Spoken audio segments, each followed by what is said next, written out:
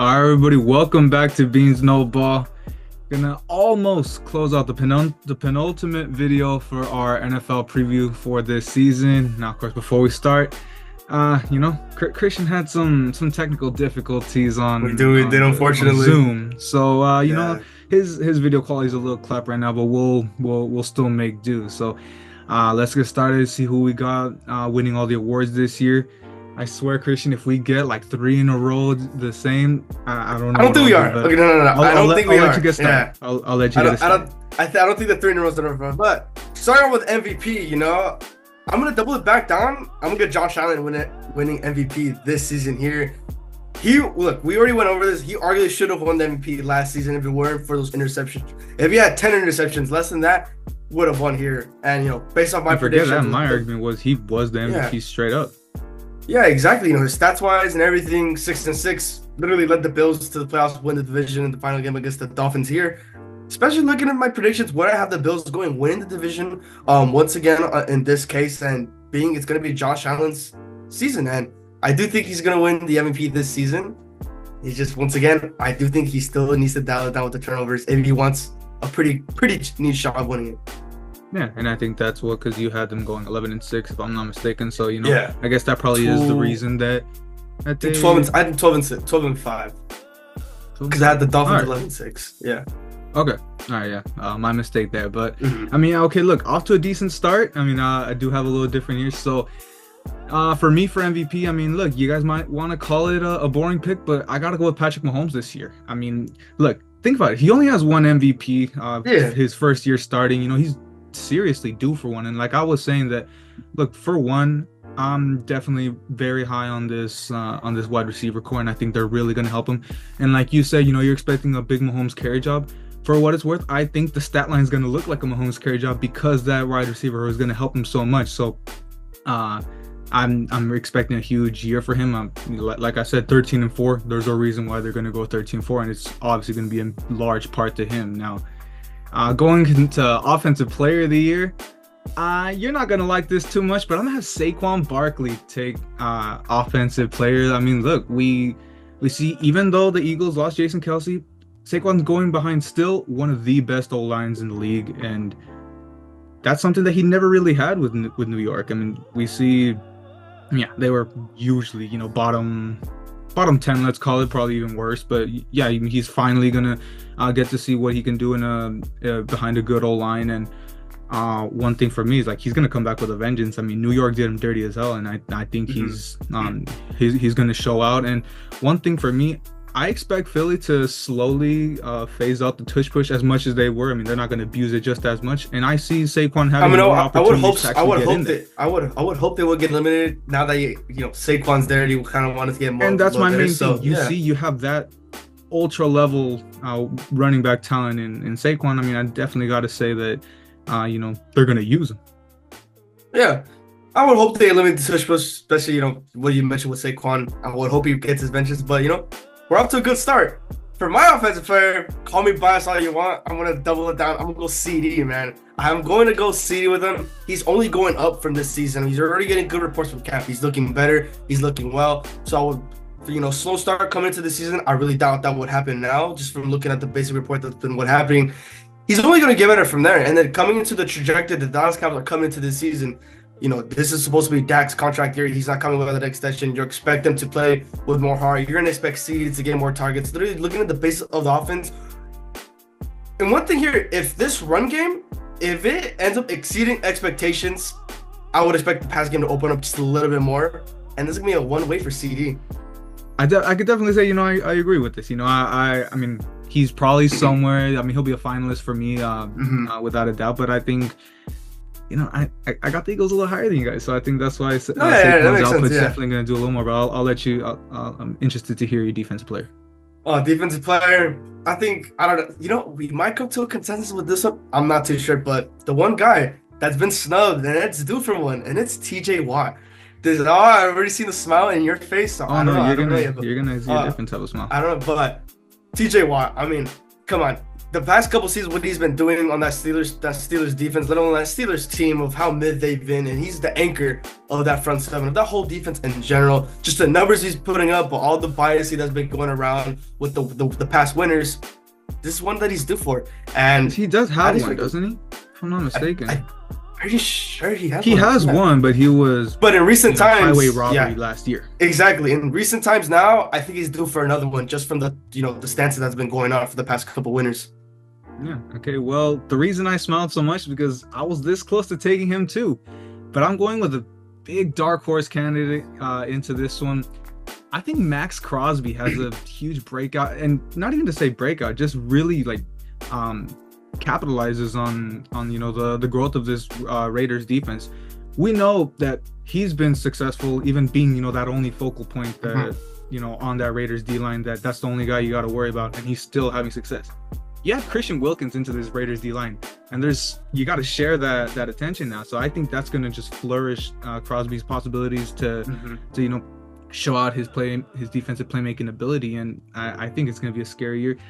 There's other issues we could talk about with the Raiders, but at least Max Crosby wise, I think it's going to be a huge year. Now let's get into the rookies. Now I guess you could say this is another boring pick for me, but I can't say anyone else but Caleb Williams right here. Like I said, I'm very high on him, what he can do with this receiving core. Expecting him to just really thrive. And I mean, the only other thing too, you see when he's going to have I would think a really decent running game with DeAndre Swift and possibly Khalil Herbert. And they're his solid checkdown options. So, if things go wrong, he has them right there, just, obviously just in case. And look, I hate on Matt Eberflus, but I think, in an offense that he might be able to succeed a little better. And I think, the cards are kind of lined up perfectly. And just, you also look at, the other situations with the quarterbacks, Jaden Daniels is growing on me, but I don't like his situation in Washington, and Drake May, it's New England, so I mean, what are you gonna do there? Yeah, everything's set up for Caleb. That's the one thing we've really been talking about when it came specifically with Caleb Williams. He has everything set. They obviously built the future for Caleb Williams. He has his receiving core. You pick up two guys. You still got DJ Moore. You got his rookie wideout Odunze, and then we bolster up everything for his offense. But with me, I was close to that, but I think I'm gonna stick with the basic pick as well. I'm gonna go with Marvin Harrison Jr. So finally, I'm gonna go another one here. Close on that one too. Yeah. So I would call it whatever in my opinion. I think this is two basic picks for us, but I gotta go Marvin Harrison Jr. for this from the Cardinals here. I mean, look, he's gonna get Kyler. We're gonna get a healthy Kyler back in the Cardinals starting offense here. You have arguably an underrated run game that's probably going to help stretch out the ball a little bit more. The only concern for that is just the Dolphins can keep its ground, and that's what I'm really hoping for. Kyler Murray, you got Kyler. He can run, he can do everything, extend the plays. With Marvin Harrison Jr. at the wideout, it's going to be a really big opportunity for him to win this award here, or let alone even be the reason why the Cardinals even make it far, which I have high hopes for this Cardinals team.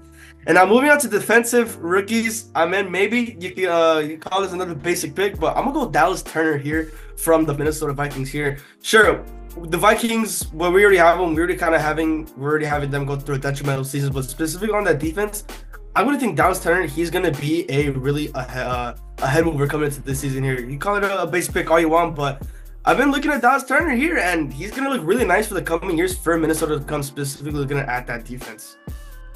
Look, don't get me wrong. I like, Dallas Turner, but I mean, my thing is, in that defense, they're gonna struggle, and I think it's gonna really hold him back, at least for now. For me, I mean, look, I think you can see this coming. It's someone I'm extremely high on. I gotta go Jared Verse, bro. I knew it, bro. I knew it. I mean, look, in this offense, it's a defense. In this defense, it's a very young defense, and it's very spread out. Like I said, got guys like Kobe Turner, Byron Young, and Braden Fisk that there's no main focal point that the O-line really has to worry about. So when we see the opportunity that Verse, I mean, this is something, I guess, in a way similar to what I say with Crosby, he has that opportunity to really just, flourish and really come into his own. I think more than anything, I think he fits extremely well into Chris Shula's scheme. I mean, I think we've seen that a lot in training camp. Say what you want. I know what we saw when he got flattened by Guyton in Oxnard, but shit like that happens. But I will say, apart from Verse, the one sneaky guy that is on the back of my radar, Laiatu Latu from Indy. Definitely expecting a good year for him, just apart from all this. But move it into Coach of the Year. In a way, there's a little bit of bias still sticking in from this one too. I gotta say Raheem Morris coming into his first year in Atlanta, and I think I already see that we might be agreeing here.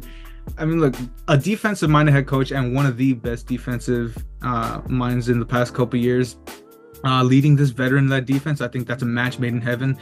Obviously, him pairing up with guys like Simmons and Judon, and look, this offensive star power, in some ways you could say it could carry him to this award, but the leadership that he's going to bring is going to be extremely instrumental, and he's going to be a huge reason why I'm picking the Falcons to win this division. Yeah, you read my mind. We're coming to our first consensus so far, and yeah, I was eyeing Raheem Morris for Coach of the Year. I mean, everything's basically, look, there's another opportunity.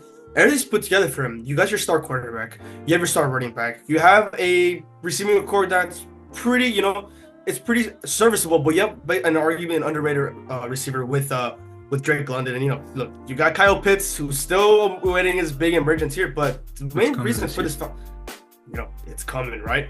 But the main story with why I think Raheem Morris, is this defense here. Look, he was the defensive coordinator of the Rams. He has the defensive mindset. The pieces they picked up, the young guys they got, AJ Terrell, Matt Judon that they just got, Justin Simmons and Jesse Bates. This is a very underrated core right here, and that's why Raheem Morris. That's one of my really top picks. And an underrated here, maybe a Steichen from the Colts too. That was another guy I was really looking at too, but. There's debating whether those two, but just I think the Falcons have the little upper edge here on both sides of the ball. That's why I think Raheem Morris could, be one of the close candidates to win this award.